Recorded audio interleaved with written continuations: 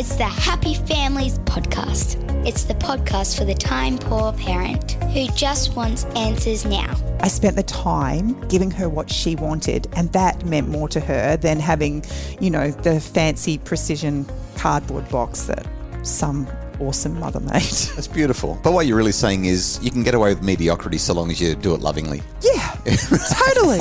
And now here's the stars of our show, my mum and dad. Hello, this is Dr. Justin Coulson, the founder of happyfamilies.com.au. I'm here with Kylie, my wife and mum to our 6 kids, shaking your head and smiling at me at the same time. I don't know if you're... What is that? What is there's a big smile there, and there's also, are you frustrated with me? It's Friday. It's the end of the week. We get to look forward to the weekend. I'll do better tomorrow. What's going on? Well, one second you're looking at me like, I don't even have a clue what we're going to talk about. And the next thing you just launch into a podcast intro. We're recording. It's happening. We'll figure it out. I heard a joke the other day that caught my attention, made me laugh my absolute head off. I don't know if I should share this one with you or not, but I'm going to anyway. Needed to do a wee at the pool today, so I just did it in the deep end. Lifeguard noticed and blew the whistle so hard that I nearly fell in. How bad is that? Isn't that so bad? It took me a minute. That's terrible. If you missed it, just go back 30 seconds, have another listen. You'll get it. It'll drop. I was waiting for the laughter. So for those of you who are new to the podcast, thank you so much for listening. We hope that you really enjoy your time with us. Every Friday, we keep it really short, really snappy, and we talk about life lessons in parenting. What's happened this week that we've learned to help us to be better parents. I'll do better tomorrow. Often we reflect on the mistakes that we've made, the things that we're not doing so well. Every now and again, we talk about the things that we absolutely nailed so that we can do those again tomorrow and get better and better and better at this stuff. Kylie, who's first today, you or me? Would you like me to go first? That'd be great, because I still haven't thought of what I'm going to say. You're so slack. What was your I'll do better tomorrow for this week? Well, because last week was Father's Day, we didn't get to talk about Book Week. Right. And so I saved my story up for a couple of weeks. So it's a couple of weeks old. For those who are not familiar, I know you want to tell the story, but some people don't know what Book Week is. So Book Week is a celebration of literature. Mm-hmm. Most schools will often have what they would consider Book Week, and they would highlight different beautiful literature, children's literature, read it in the classrooms. They'd spend time in the library. The library puts on a big display. They'll often have a book sale, and parents can go and spend ridiculous amounts of money on books that you could get cheaper anywhere else as a bit of a fundraiser for the school. But the big highlight for Book Week for the children is dressing up in their favourite book character. So if you were going to do Book Week and you could go to school or to work or live your life dressed up as your favourite character, who would you be? I have no idea. The character that comes out, she doesn't even have a name. It's not named in the book, but the book is called I Like Myself. Oh, I love that book. That's the book with the big pink cover, and there's this little girl on the front who's saying, I like myself. Crazy curly hair. Googling it here. It is by Karen Beaumont. We'll link to it in the show notes. Fantastic book, especially if you've got little kids. I Like Myself. Oh, and you can also get it as Me Gusta Como Se. It's I think that's Spanish. I don't speak Spanish. It could be any language at all, but that's my guess. I'm sorry. So, yeah, I'd probably go as her. Okay. Anyway, back to your Book Week story. Well, I'm curious. Yeah. Who would you go as? I only read non-fiction, so I'd be boring. I'd go as, I don't know, like somebody who writes non-fiction books. Well, there are no characters in the books that I read. I just read psychology books. It's so funny you say that, because a couple of years ago we had one of our followers send in a picture of their son. Yes. And he was dressed up as right. Dr. Justin Coulson. Yes. Yeah. How funny is that? It's Book Week. I'm going to go as my mum's favourite author, Dr. Justin Coulson. Well, no. She actually in the explanation said that her son recognised how different his mum was as a result of the books that she was reading. And he attributed that to you. I don't know how to respond to that, but my heart is full right now. Thank you. I'd completely forgotten that until you mentioned that. I think that's one of the highlights of my life now that you've mentioned that. Somebody actually chose to go to Book Week as me. Anyway, so kids get dressed up as a favourite character or a favourite author or something from a book, and they head off to school, and we get back into your story because I constantly interrupt you and get in trouble for it. Well, look, the reality is some mums absolutely love this and thrive on the opportunity to show their creative skills. It's like Halloween before Halloween. Oh, Book Week is the bane of my life. I worked it out. I was trying to work out why I get so worked up about Book Week, but I actually hate wastage. And the thought of buying a costume or items that can make up a costume can be rather expensive at times or time consuming. And they're going to wear it once. And literally it's going to be seen by their friends at school and that's going to be it. It's all over and done with. In a matter of minutes, they walk around the hall once or twice and their costume's done. And so for me, it just feels like it drives me crazy. It's a lot of effort for a really short thing. Yeah, it really is. So I put off preparation for Book Week for as long as possible. And it was Thursday afternoon and I had picked Emily up and she said, Mum, we've got to go shopping for our costume. Her favourite book is Wings of Fire. So for any parents out there who know Wings of Fire, it is a dragon book.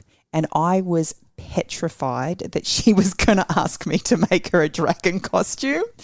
But bless her heart, I overheard her having a conversation with her sister. She said, I'm going to go as a scavenger because it's a lot easier for Mum to make the costume. How good is she? She really was. So we went shopping. I had in my mind, I knew exactly what we were going to get, but I was also wanting to obviously give her a say in it, and I was a little bit nervous how this was going to go.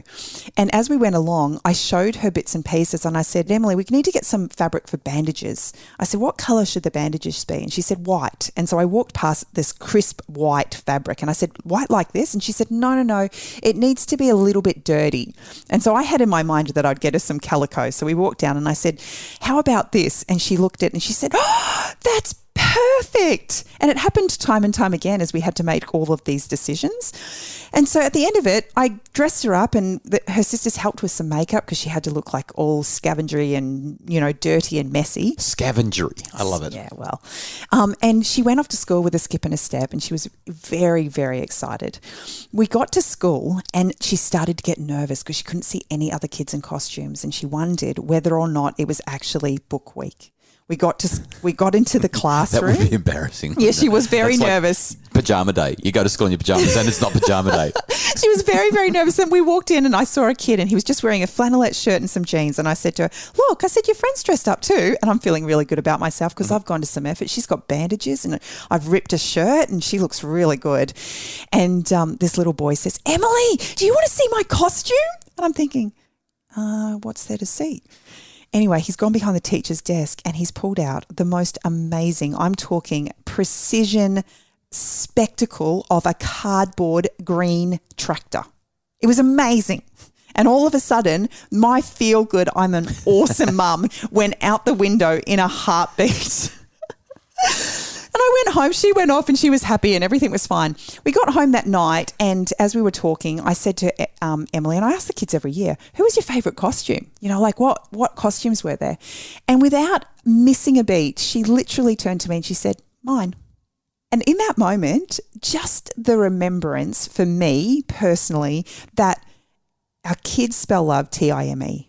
I spent the time giving her what she wanted and that meant more to her than having, the fancy precision cardboard box that some awesome mother made. That's beautiful. But what you're really saying is you can get away with mediocrity so long as you do it lovingly. Yeah, totally. You know what? I think that you're excused from not loving Book Week. We've got 6 kids. They've all gone through Book Week multiple times. We're down to our last child, grade 2. You've only got another couple of Book Weeks to go because by the time she's in about grade 4, grade 5, she's not going to be that enthusiastic about it. So you're nearly there. I had a conversation with a single dad who'd gone through it the week earlier. And there had been some miscommunication and he didn't even know Book Week was on. And so he arrived with his grade 6 child and he wouldn't get out of the car. And he said to his son, what's going on? He's like, Dad, it's Book Week. I don't have a costume. And so they raced home. He spent an hour trying to work out what he was going to do, came up with this great bad guy's costume, got to school literally just as his class finished their round in the parade. Oh, no. And he thought, I'm an absolute failure. And his son looked at him and he said, Dad, thank you so much for spending the time making my costume. I love you. Same concept, right? Our kids just want to know that we love them. After the break, we'll find out how Dr. Justin Coulson can do better tomorrow. It's the Happy Families Podcast. Your son just jumped from the veranda into the pool again, or stayed up way too late playing video games. As a parent, you just don't get it. His actions are baffling and sometimes terrifying. If you're wondering what's going on, you're not alone. Check out the free Can We Please Talk About Boys webinar, available now on the Happy Families webshop, and learn just what's going on and how you can help. It's the Happy Families Podcast, the podcast for the time-poor parent who just wants answers now. And I'm curious, Justin, what's your I'll do better tomorrow? A couple of weeks ago, one of our children celebrated a birthday. She turned 15. She keeps on reminding me, only 1 year to go until I got my license. In fact, a couple of days ago, she said, Dad, only 350 whatever days. Like, she's literally counting down until she gets her learner's permit so that she can start driving. She's convinced she's going to be the best driver in our family. It was her birthday and she wanted a bicycle. And because of where we now live, we've got lots of flat roads, lots of bike paths, lots of beautiful scenic places to ride near the water and all that kind of thing. And she's really excited to get this bike. And in my mind, I mean, I literally ride one of the very best bicycles on the planet. That's the bike that I bought for my birthday last year. I saved up for about 6 years so that I could buy it. And I finally went out and bought that bike last year. And it is, I mean, I take my riding really seriously. Anyone who's listened to the podcast for any length of time knows that. You obviously know that because you don't get to wake up in the morning with me because I'm never home. I'm on my bike or on my surfboard. I take those two sports really, really seriously. I love them. And so when our 15-year-old daughter said, I'd like a bike for my birthday, I said, oh, sweetheart, I can help you with that. Let's go to the bike shop. We've got a bike shop down the road that is absolutely brilliant, and they sell really good bikes. We've gone in there and they said to Annie, what sort of bike would you like? And she sort of shrugged her shoulders and deferred to me, as she rightly should, because I'm the guy that knows all about the bikes in our family. And I said, well, let's have a conversation about this. What do you want the bike for? And she said, well, I just want to go for rides. I said, well, do you want to ride for fitness or do you want to ride for pleasure, like cruising around? And she said, oh, I don't know. She was really uncertain about why she wanted the bike. I said, well, I think that what we should do is get this kind of bike. And so I started looking at all the right bikes and all the bikes that I thought were going to be fantastic for her within a reasonable budget. But let's just say the bikes that I was looking at were not cheap. When you came home and told me what you were thinking of spending on her, I was kind of like, it's only her 15th. It's not a massive birthday. It's a lot of money. And I was like, I know I don't want to spend that much money, but if we're going to get her a bike, we need to get her the good bike. We need to get the right bike. It matters because bikes are important. I mean, bikes make life better. Anyway, so we've gone back a couple of days later because she wasn't convinced that the bike that I knew that she needed was the bike that she needed to buy. And when we walked in the second time, the salesperson said, Justin, I might just have a chat with Annie about the bike and see where we are, because she'd ridden 3 different bikes, little test rides along the bike path, and she just wasn't sold on any of them. And so I went and looked at the really fancy bikes and thought, I wonder what I should start saving up for next so that I can buy another one in 4 or 5 years. And they came back to me about 3 or 4 minutes later and said, we're going to look at that bike over there. They pointed at literally the cheapest bike in the store. And part of me sort of went, oh, thank goodness I'm not going to have to spend a lot of money and Kylie's not going to be cranky at me. But the rest of me was going, why would you buy that bike? That's a terrible bike. Who would be interested in a bike like that? Anyway, she went for a ride on it, and then she rode the next 2 models up from that bike. And at the end of that, she's now ridden 6 or 7 bikes in the store. She's ridden everything that she could conceivably ride that's reasonable for what her riding is about.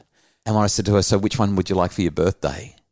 This awesome bike over here. Yeah. Or the cheap piece of rubbish that you just rode. And she said, I want the cheap piece of rubbish. That's not, but we didn't obviously call it that. She said, I want the chrome one, or the bronze one. I want the bronze one that I just rode a few minutes ago.